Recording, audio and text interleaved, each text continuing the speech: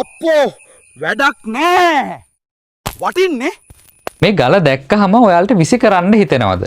ගොඩක් අය මගේ WhatsApp එකට කිහිප දෙනෙක්ම වීඩියෝ එකක් දාලා තිබ්බා. ඉතින් ගලක් විසි කරනවා, ඇමතිස් ගලක් විසි කරනවා. ඒතර අහලා තිබ්බා ඇත්තටම ඇමතිස් ගලට වටිනාකමක් නැද්ද කියලා.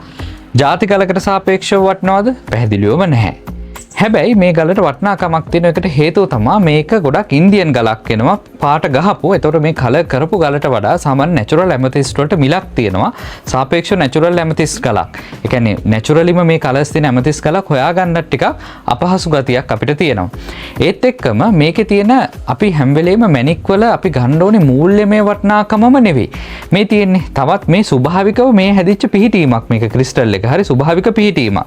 ඒතකොට මෙන්න මේ වගේ ක්‍රිස්ටල් තියෙනවා. එතකොට මේක කෝනරෝපින් ක්‍රිස්ටල් එකක්. මේක කෙනෙක්ට අලුත් කෙනෙක්ට ක්ලීවේජස් අඳුර ගන්න එහෙම ගොඩක් වටිනවා. මේ ක්‍රිස්ටල් එකේ ෂේප් එක ස්ට්‍රේෂන්ස් ටික තියෙනවා. ඒත් එක්ක මේක මොකක්ද ඔයාලා හිතන්නේ? මේ මොකක්ද? හරි ලස්සනයි. මගේ ක්‍රිස්ටල් එකේ තියෙන ලස්සන ගලක්.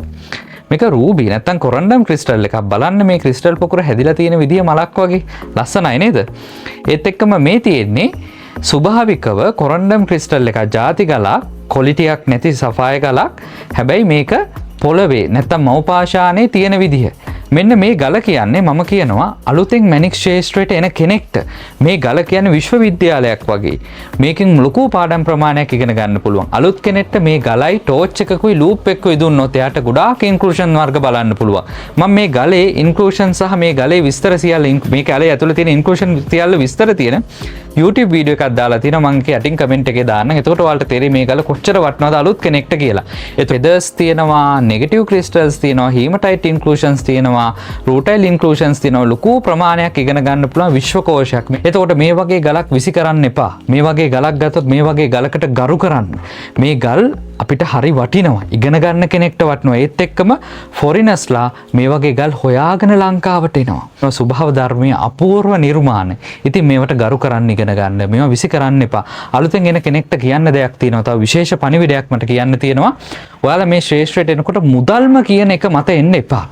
මේ ගල් හඳුනා ගන්න එකේ මේ ගල් ගැන ඉගෙන ගන්න එකේ අමුතු තෘප්තියක් තියෙනවා. වින්දනයක් තියෙනවා. අපි කියන්නේ ආතල් එකක් තියෙනවා කියලා. ඒතකොට අන්නේ වින්දනය පස්සේ දුවන්න ඒකත් එක්ක ඔයාලට හොඳට ලස්සනට නොලෙජ් එක එකතු කරගන්න පුළුවන් වෙනවා. ඔයාලා දැනුමින් සන්නද්ධ වෙනකොට ඔයාලට මේ බිස්නස් එක ඇතුලේ කරන්න පුළුවන් දේවල් ගොඩක් වැඩි වෙනවා. කාලයකට කලින් ටිකක් සාර්ථක වෙච්ච මූල්‍යමය වශයෙන් සාර්ථක වෙච්ච කෙනෙක් කියපු කතාවක් තියෙනවා. ඒක තමයි ඔයා මුදල් පස්සේ දුවන්න එපා. මුදල් ඔයාට ආකර්ෂණය වෙන විදිහට ඔයා මහන්සි වෙලා වැඩ කරන්න. ඔයා කැමතිද අමතෙස් නැත්නම් ඇමතිස් ගලේ කලර්ස් වර්ග ටික සහ ඒවලට අදාළ වටිනාකම් දැනගන්න කැමතිද කියලා පල්ලෙහෙන් කමෙන්ට් එකක් දාන්න.